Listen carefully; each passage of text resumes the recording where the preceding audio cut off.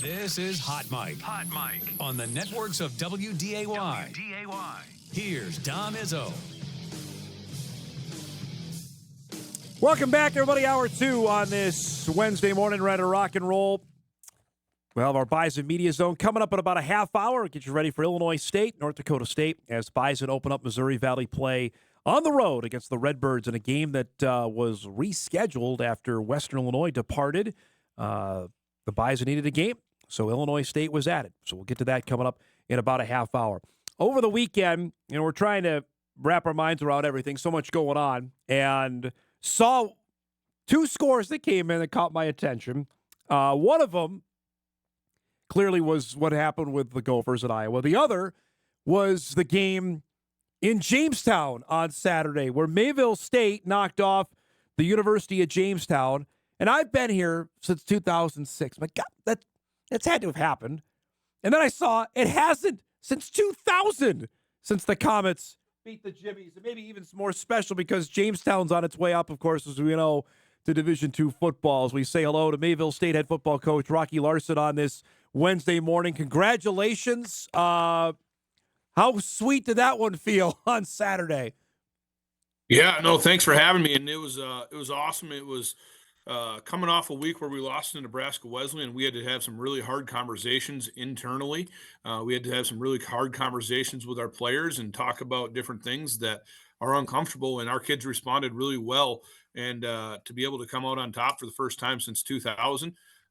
Going in, I didn't realize it had been that long. Yeah. I normally keep up on that stuff, but we had never played him before. So we had lost 17 straight against him. So that was a really cool, it meant more to our alumni base and the guys who have played here in the early 2000s probably than to our current roster because they didn't know any better. So, but that was an awesome effort by our kids. That's what I was going to say. Social media-wise, Coach, it blew up from people that I know either graduated or have deep ties to Mayville State. That had to mean something to you after the game, hearing from that.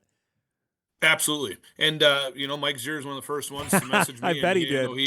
He was all fired up. And there was guys who have been coaching who I didn't even realize were Mayville State grads that said, Coach, I played there for 4 years and we never beat them. That's a huge accomplishment. And so that was really cool for us and our staff. And I said it yesterday. I think I knew it was a big win walking off the field Saturday, but I didn't realize how big and probably until Sunday afternoon and hitting all the messages and everything along that. So that was a really good effort by our kids. Really proud of our kids and really proud of our staff for bouncing back after an ugly week before. You had a big game from Darren Jones. We're going to show the play at the end of the game where Jamestown nearly had a chance to tie it.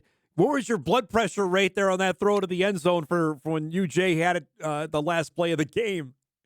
Well, we had a timeout left, and I didn't, it's that tricky situation. Do you take it and you let your pass rushers get a rest or let them draw something up? And Coach Mistro, who's one of my really good friends, it's his first time calling an offense and trying to figure out what do you do. I said, I want to see if they can call it, and we're not going to let them draw something up. So that was, and they threw it at our best corner, which was helpful, and the kid made a great job driving him out of bounds. So, incredible football game, incredible atmosphere. I mean, that place was packed. It was their home opener, homecoming, and to be able to go spoil a homecoming is always a good day. So, what a great college football game for the state of North Dakota, and everyone that got there to see it, they got their money's worth. That's for sure. The kick return that you had, you're down 14-0, and then that happens. Yep. It seems obvious that it flipped momentum, but what did that do on your sidelines after you got the kick return touchdown?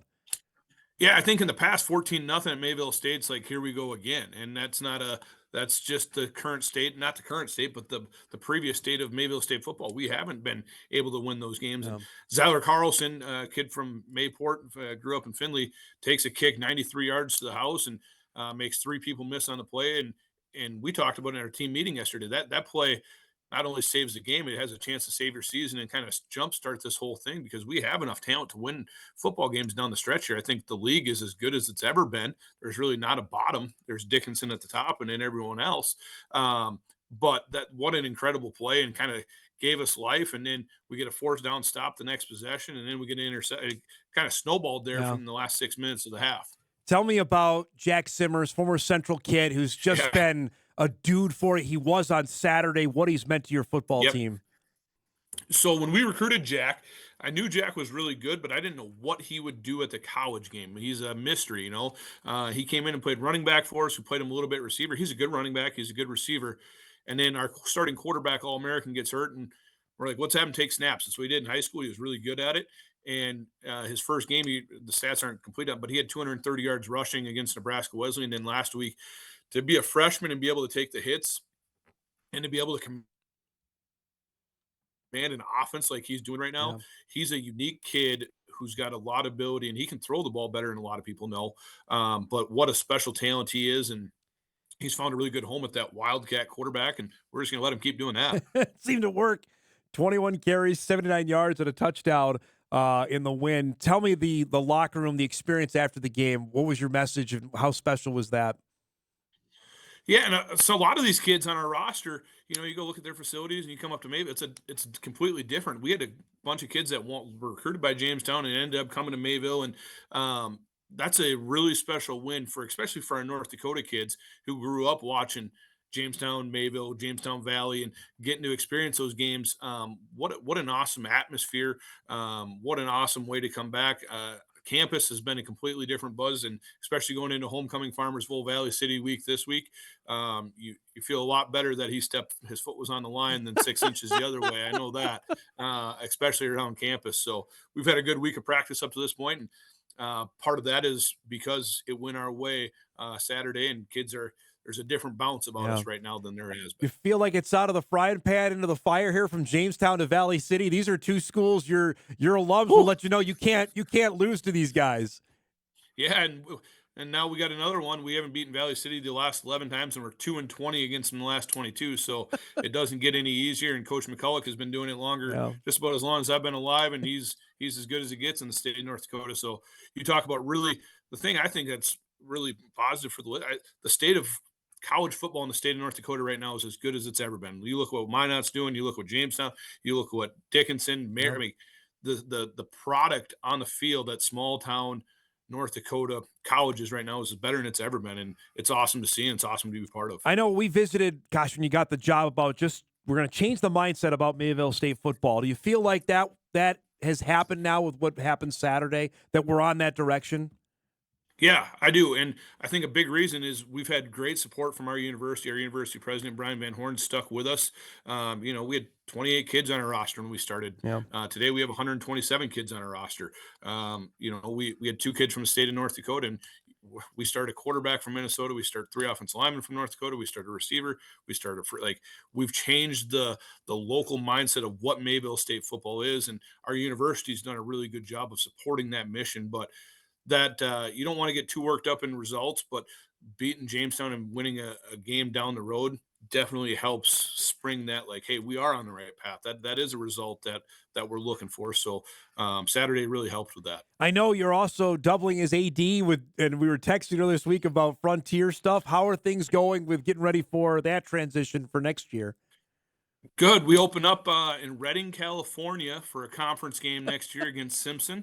And then our second conference game of the year is Arizona Christian at Jerome Berg Stadium. Wow. September 27th. So there you go. We get a California team and an Arizona team to kind of open our schedule. So definitely a unique. And I think that's what makes this year so cool about the North Star is that we get to play Jamestown twice. We get to play about these regional games that make North Dakota college football this is what is awesome about it. It's the last year to really embrace and have these rivalries. You're still going to have them, but it's going to be significantly different going forward. How's travel looking? You mentioned you got already a trip to California. What else do you have on tap? We got to go to Havre, and then we got to go to Billings. So we got 2 long trips, and then the California trip, and then everything else. I don't know. I saw you had Coach Rand on earlier. We're coming down there and playing Concordia Moorhead next year in a non-conference game, which I'm really looking forward to. I know that program's been awesome, and that's a game that we should play 45 minutes away. And I think in the last 10 years, they would have beat us all 10 of them. But I think we can go down and give them a game down there and get down in the Fargo Moorhead area and play a game. So we're really looking forward to that as well. Well, I was just telling them to play a game at night. So can you make that one at night? You guys play a night game? We'll play.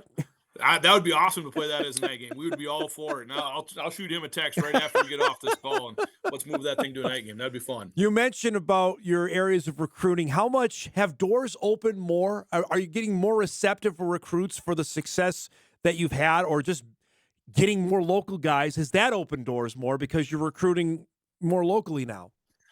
Yeah, and I think I'm not going to hide it. Scott Olson from Hillsboro is a legend in the high school Yeah. game. He gets us into more doors than we've ever had before. With his connections and his connection to the Shrine game, his connection playing in a lot of Dakota Bowls and being very successful, and he can get us into more doors than we've ever had before. Now we've done a good job recruiting the Grand Forks area. We've got a few really good players from Fargo. We've started to have more transfers from the state of North Dakota that went somewhere and then came back. Yeah. So it's us consistently. One thing that I'm really proud of from our staff is that every year since we've been here, we've been into every high school in the state of North Dakota. And we're going to continue to do that. That's what we're going to do. That's a priority for us. And it didn't pay off the first 2, 3, 4 years. But if you keep showing up and you keep showing up and keep showing up, eventually you're going to get a kid or two, and then you can grow a pipeline. And I mean, right now we got 6 kids from Grand Forks Central on our roster. Our starting quarterback, you got Jack Simmers, you got Tristan Raymond, we got a good group of kids. When we got here, we didn't have a single kid on our roster from Grand Forks the previous 5 years. So it's just continuing to build those pipelines. And there's a lot of really good football in our backyard, and a lot of times they were going everywhere else but Mayville. So we wanted to make that a priority. I wanted to ask you, now that you played Jamestown, you're going to play them again. It's an NFL-like schedule. How unique will that be later in the year when you've got actual film when we played them? How different will that be come later in the season? I hope easier, because Coach Mistro completely changed his offense on the week off when he named himself the offensive coordinator, and we had no clue what we were going to get. So I hope we can get some game tape on what the heck he's going to do the next time, because he had us on our heel. Well, you said it. We got down 14-0 in that game. They did stuff. They were sprinting out to a one-man receiver. We were ready for pin, pull, and power, and they were running in. Like they changed everything on us. So I'm hoping easier. That defense is still really good. You look at what Jamestown's done. They go down and lose to Shadron by 7, and Shadron loses to Colorado School of Mines by 1 this weekend. And it creates that's still a really good football team, and they're going to figure it out. But I hope we can get some more film and figure out what they actually want to do now. That the worst time to play someone is after you make a coaching change and all their flaw. I mean, we had no clue what we were going to get, and our kids hung in there and continued to fight. So I'm proud of them. Before I let you go, you mentioned the amount of message you got. Was there one that you got like, oh, that was pretty? I didn't expect that. Was there one that you could tell us that you got like, okay, that was pretty cool? There was a couple donors who, when I took the job here, there's 3 of them that said, "Hey, you're the wrong guy for the job. We're never going to support you again." And I haven't heard from them in 5 years. And I got a great job. What's a Jimmy text? Wow. And that's a pretty cool, to write me off 5 years ago. And I saved their numbers in my phone and still have them. And for them to be able to reach out and say, "Hey, I knew that meant something to those people," because they had to swallow their pride to pull out their phone and shoot that text. They didn't have to do that. And that was it. Doesn't matter. The names doesn't matter, anything like that, but it was a pretty cool experience. Like, hey, we've hung with it. We've had some really dark days here at Mayville. We haven't been very good. We've struggled down the stretch, and there's light at the end of the tunnel. And to be able to hear from those guys was pretty cool. I appreciate you sharing that. That's really neat. Thanks for the time as always, Buck. Congrats on the win, and good luck this weekend, okay? Yeah, it should be a really fun day up here in Mayville State, and we'll see what we can do. Thanks. Thanks, Coach. Coach Rocky Larson joining us, Mayville State head coach. Comets with their first victory over the University of Jamestown since 2000, and now it's on to the next one with Valley City State coming up this weekend. It's interesting if you shared that. Not every hire sometimes is universally praised, and it's interesting he shared that a couple that weren't thrilled that he got the job and had to swallow their pride there after those rivalries. We don't talk about it here a lot, and it probably doesn't get written about or on television enough. But Valley and Jamestown, Valley, Mayville, Jamestown, Valley. Clearly, we know that one, which is going away. Dickinson, Jamestown, whatever. There are alums everywhere. I hear from them all the time, and especially if there's one that beats the other. You hear from that, despite the fact they play twice a season, that goes off for a while. So I knew Saturday night home when I got home from the Fargo Dome and seeing that Mayville beat Jamestown, that was going to echo for a lot of people, especially on this side of the state. And Coach Larson definitely verified that with his interview here today. We appreciate his time. We come back. We'll wrap things up. We'll dive more into the UNLV QB situation and get you ready for a busy Sports Wednesday with Bison Media Zone on tap here in a few minutes. Back to wrap up Hot Mike right after this.